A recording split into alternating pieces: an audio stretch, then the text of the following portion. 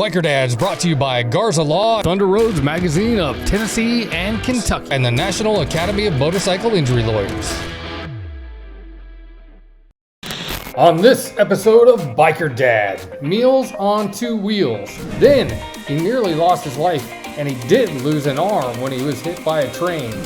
Then bikers taking care of business, celebrating 13 years of gearing up riders and supporting the motorcycle community. And eastbound and down, we're loaded up and trucking with a custom bike builder whose inspiration is iconic cars. Let's get rolling.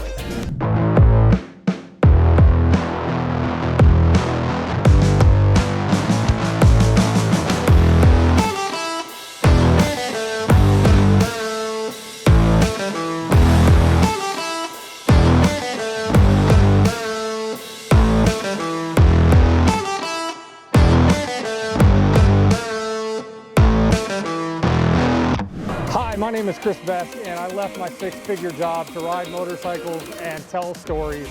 Welcome to this episode of the Biker Dad TV show. This week we are back in Knoxville, Tennessee for a big event called Meals on Two Wheels, and I'd like to give a shout out to a few people about this. First, Gary and Alicia, who you will meet in just a minute, who put all of this on. Garza Law Firm as well, who is my sponsor here in Knoxville. They bought all of the turkeys and hams to make sure that the homeless folks here in Knoxville had a great meal this Christmas.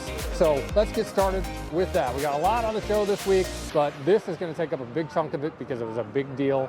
And honestly, I had a great time. We want to think about David today when we're doing this. He was with me every year. We started it 5 years ago. We just wanted to give people a hot meal. And the bike community helped us out with it. Everybody's got somebody in their family that's been homeless or close to, and so I've had family that's been homeless, so I figured we'd help them out. We just gathered up the troops that first year. First year it was a fly by the seat of your pants, you know. We had a big group of us that we all rode and stuff together, and we just threw it out there, and we all figured, you know, prop pots, you know, waters, clothes, gloves, stuff, and it just went. Everybody loved it. You know, we brought our kids and everything, and it's just something that has taken off. Pretty awesome that you brought your son out here. Yeah, it's great. It's great. He's gotta understand, I guess, how lucky he is, and he enjoys helping others. My friends Gary and Alicia, they started it, and we just like helping out and doing what we can for the community. We can help those less fortunate. It's more of a family community. Any of us could be on the streets, you know, something was to happen. Yeah, you can be a one motorcycle wreck away from it, or a divorce or a job or anything. One bad decision. Yeah. I got ADHD, PTSD, I got that head injury. And he's only talking about this because we want to showcase your story. You know, I mean, you know, look at all the zippers, you know, on my, you know, and I didn't even know, you know, why. Good to meet you. Well, it's an honor to meet you. We were made aware of the opportunity and asked them if we could help support and help put a little bit of structure to this. Not that they needed our help, but we were honored to participate and help them out a little bit. Let me be real clear. This is Gary and Alicia's outfit and Marty's, and this has been their labor of love for over 5 years. And the fact that they allowed us to participate and buy the food for this event really is an honor. But again, I want to stress this really isn't about the Garza Law Firm. It's really about their labor of love. So Christina has really tried, and like right now, she would love to go into a rehab right now. But the problem is there's no place available. So we need more detox places, detox beds that will take them on the weekends. Did you know you can't get help on the weekends? The prayer table is wide open if you need prayers. A lot of times community looks at bikers as we don't do any good.